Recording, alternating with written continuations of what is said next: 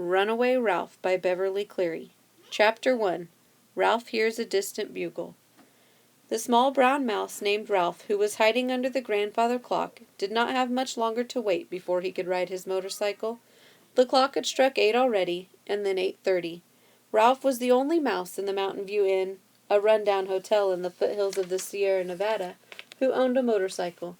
It was a mouse-sized red motorcycle, a present from a boy named Keith who had been a guest in room 215 over the 4th of July weekend. Ralph was proud of his motorcycle, but his brothers and sisters said he was selfish. "I am not," said Ralph. "Keith gave the motorcycle to me." That evening, while Ralph waited under the clock and watched the television set across the lobby, a man and a woman, followed by a medium-sized boy, walked into the hotel.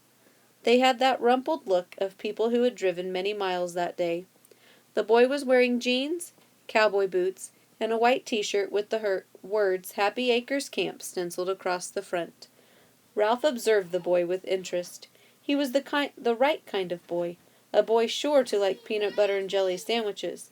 Since the day Keith had left the hotel, Ralph had longed for crumbs of a peanut butter and jelly sandwich. A grating, grinding noise came from the works of the grandfather clock. Ralph clapped his paws over his ears. The clock grumbled and groaned and managed to strike the hour, 9 o'clock. The time almost had come. The stroke of 9 was followed by the slow, sad notes of music that lingered and died mysteriously in the distance every night at this time. "Did you hear that?" the man asked the boy. "It was the bugle at camp playing taps." "So that's what that music is," thought Ralph, who had puzzled over those notes all summer. When the boy did not answer, his mother said, "Come on, Garf, cheer up. You're going to have a lot of fun at camp." "Maybe," answered Garf, "but I doubt it." The father looked annoyed. "You won't have any fun if you take that attitude," he said, and went to the desk to inquire about a room with an extra cot for the night. Ralph could not understand the boy's behavior. He had often heard other young guests wearing the same kind of white t-shirt speak of a place called camp, but unlike this boy, they always sounded eager and excited about going there. Ralph did not know exactly what a camp was, but since medium-sized boys and girls went there, he thought it must be a place where people ate peanut butter and jelly sandwiches. The desk clerk summoned old Matt, the elderly bellboy and hotel handyman, to show the family to their room. As Matt picked up their suitcases and led the way to the elevator, he said to Garf, "Well, young fellow, what are you going to have for breakfast tomorrow? Apple pie or chocolate cake?" Matt, who was not always popular with parents, was always liked by children. The boy smiled faintly at Matt's joke as he followed the old man into the elevator. "What that boy needs is a peanut butter and jelly sandwich," thought Ralph.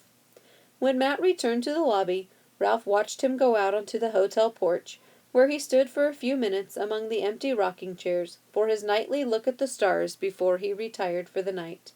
The night clerk, a college student hired for the summer, came on duty and settled down on a couch to read a thick book. Ralph's time almost had come. Sure enough, the clerk read a few pages and then lay down on the couch with the book face down on his chest and closed his eyes. Ralph was free for the night. He darted under the television set where he had hidden his motorcycle and the crash helmet that Keith had made from half a ping-pong ball lined with thistledown. He already had polished the chrome on his motorcycle by licking his paws and rubbing them over the dull spots. Now he set the crash helmet on his head, snapped the rubber band under his chin to hold it in place, and taking care to keep his tail out of the spokes, mounted his motorcycle.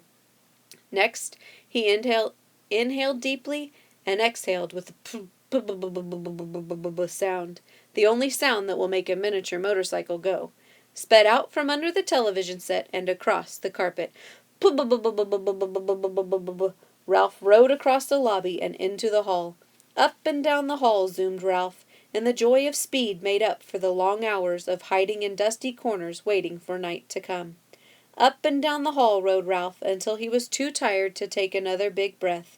Then he parked his motorcycle in a shadowy corner, hung his crash helmet on the handlebars, and flattened himself, slipped under a door into his favorite room in the inn. It was a stuffy room, never very light even in daytime, and locked when the last person left it at night. It was furnished with small tables and a row of high stools. The room was Ralph's favorite because he always could find peanuts on the floor, sometimes popcorn, and once in a great while a stuffed olive. Tonight he gobbled his fill of peanuts, wishing he had a little grape jelly to go with them, and managed, in spite of being somewhat fatter than when he had entered, to squeeze out again. B-b-b-b-b-b-b-b-b. Daredevil Ralph rode perilously close to the dangling hand of the night clerk sleeping on the couch before he tore down the length of the hall. Ralph was exhilarated by speed, danger, and his own daring. B-b-b-b-b-b-b-b-b-b. Back to the lobby. As Ralph paused to take another deep breath, his sharp ears caught the approaching squeaks of his little brothers and sisters and cousins, who rarely ventured into the lobby because they were afraid of the stuffed deer heads on the wall and the stuffed owl on the mantelpiece of the stone fireplace. Drat, swore Ralph softly to himself. Ralph was in the process of taking a deep breath so he could make a fast getaway when his mother and Uncle Lester scurried from under a chair in front of him. Ralph's deep breath came out in a pff, and his motorcycle stopped. "Ralph," said Uncle Lester, "it is time we had a talk." Ralph did not answer. He did not want to talk. Neither did he want to listen, but he knew that he could not avoid his uncle's lecture. He only hoped it would end before the little mice managed to get down the stairs. "You can't go on living like this," said Uncle Lester, "running around the lobby, watching television all day, and tearing around on that motorcycle at night." "Yes," agreed Ralph's mother, a most fearful mouse whose whiskers trembled constantly with fright. She was afraid of people, vacuum cleaners, owls, cats, traps, and poisoned grain. She quivered at the slightest sound. Ralph stared at the carpet. "Look at you," said Uncle Lester, "lint all over your whiskers." Ralph brushed his whiskers with one paw. "And you're getting fat from eating peanuts you pick up in that place," continued Uncle Lester. "A bar is no place for a young mouse." "You will fall in with evil companions," said his mother. "They will lead you into trouble." "Nobody can lead me any place," said Ralph, "because I can go faster on my motorcycle." By now the little brothers and sisters and cousins had gathered to listen, wide-eyed with interest and pleasure. One cousin, braver than the rest, said, "He thinks he's big, calling a motorcycle a bike." "Ralph, you're sure to break your neck if you keep on riding that thing," said his mother. "You said I could ride it," said Ralph sullenly. "You said I could if I wore my crash helmet and kept both paws on the handle grips." "I know," admitted his mother with a sigh. "I can't imagine what I was thinking of." The grandfather clock began to grind and groan. All of Ralph's family was alert, and when the clock began to strike, they disappeared under chairs and behind draperies, all except Uncle Lester, and even he looked nervous. "This is no life for a growing mouse," said Uncle Lester. "It's time you moved back upstairs to the mouse nest and helped lay in supplies for the lean months between summer and the ski season. You know nobody comes to this old hotel to spill crumbs as long as there's a vacant room in one of the new hotels out on the highway." The clock finished striking midnight, and Ralph's relatives crept out of their hiding places. "He won't," said one of the bigger little cousins. "He won't because he's selfish." "You keep out of this," said Ralph. He is, he's just plain selfish," squeaked the little brothers and sisters and cousins. The night clerk stirred in his sleep, and all the mice froze into silence until the sound of snores came from the couch. All hotel mice know they are safe from people who are snoring. The argument continued. "He keeps everything for himself," complained a little brother. "That's right," agreed another. "He never gives us a ride on his motorcycle." "Now, Ralph," said his mother, "it wouldn't hurt you to give the little mice a ride once in a while." "I thought you said motorcycle riding was dangerous," Ralph reminded his mother. "That's no way to talk to your mother," said Uncle Lester. "You don't have to speed. You can push your young relatives up and down the hall." "Push them?" squeaked Ralph in horror. "Push little mice up and down the hall on his beautiful motorcycle with its plastic seat and its pair of shiny chrome mufflers? What a shocking idea! A motorcycle was not a kiddie car." "Now, Ralph, sharing your motorcycle won't hurt you one bit," said his mother. "Don't look so sulky." Me first," shrilled the little mice, pushing and shoving. "Ralph, get that look off your face." Uncle Lester looked so stern that Ralph knew there was no way out. "Even the girls?" he asked. "Of course," said his mother. Quiet, children, or you will wake up the night clerk." Ralph wished the little mice would wake up the night clerk, so he would have an excuse for hiding his motorcycle. However, his young relatives, who were, in Ralph's opinion, a fearful bunch, were silenced, and there was nothing for Ralph to do but boost the nearest little one up onto the seat of his motorcycle. "Gimme the crash helmet," demanded the passenger. "What are you waiting for?" said Uncle Lester. "Let him wear it."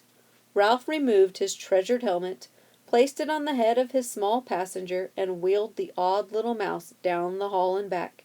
"More, more!" demanded the passenger. "You had your turn." Ralph spoke shortly, as he looked with distaste at his young relatives scrambling all over one another in their eagerness to be next. There were so many of them. Pushing them up and down the hall would take him all night. "Come on," he said crossly to the nearest cousin, as he clapped the crash helmet on his head and boosted him onto the plastic seat. "Let's get it over with." "Faster," demanded the cousin. "I want to go faster." "You be quiet," said Ralph. "You wanted a ride and you're getting it." Ralph soon found that pushing the motorcycle along the bare floor at the edge of the hall, was easier than pushing it through the carpet.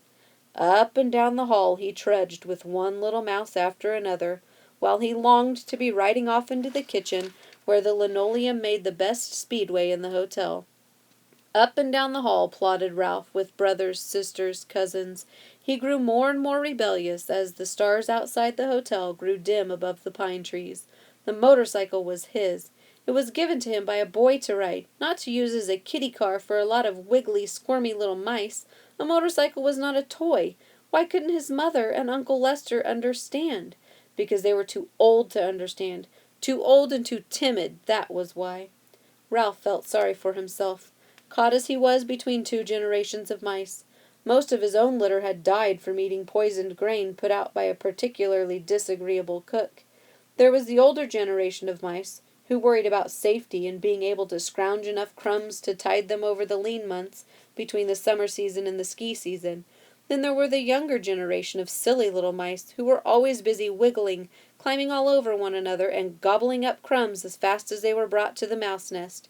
Nobody understood Ralph, which was his whole trouble.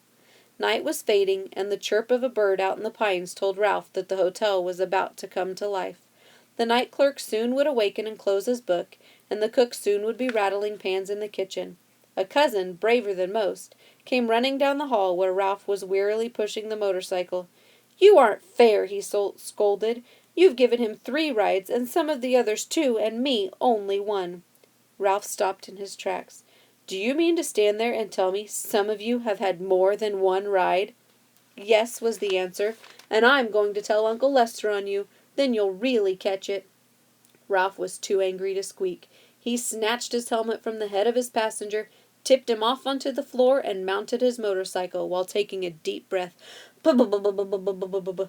Ralph shot down the hall into the lobby. The first pale rays of morning sun filtered through the pines, which now were filled with joyously chirping birds. The night clerk stirred. All the little mice looked frightened and scuttled toward the stairs and the safety of their nest of shredded Kleenex. The night clerk sat up, yawned, stretched, and scratched his chest, giving Ralph just enough time to garage his motorcycle in the dark corner under the TV set before the last shadow of night faded from the old hotel. Ready to rest and filled with bitter thoughts, Ralph set his crash helmet on the dusty carpet and sat down with his back resting against the front wheel of his motorcycle. The grown-up mice should not make him use his beautiful motorcycle as a toy to amuse a lot of squirmy, ungrateful little relatives who were growing up and soon would insist on riding it by themselves, and Uncle Lester would insist that Ralph let them. Well, he wouldn't. Never again would he use the motorcycle as a toy. He did not care what Uncle Lester or anyone said. Ralph did not want to grow up to be a crumb-scrounging mouse like Uncle Lester. He did not want to settle down in a nest of shredded Kleenex behind the baseboard of the linen room. He wanted a life of speed and danger and excitement. He wanted to be free to do as he pleased and go when he pleased on his shiny red motorcycle. The clock struck 6, and in the distance Ralph heard the notes of the distant bugle, this time lively notes that seemed to summons excitement and adventure, and he knew where the notes came from: peanut butter and jelly sandwiches. Before the notes died away, Ralph heard the laughter and shouts of boys and girls who must be the age of Keith, the boy who understood mice and had given Ralph the motorcycle. The rousing notes of the bugle and laughter and shouting increased the feeling of rebellion inside Ralph. As the last strains of the bugle call hovered in the clear mountain air, Ralph made up his mind. He knew now what he was going to do. He was going to run away.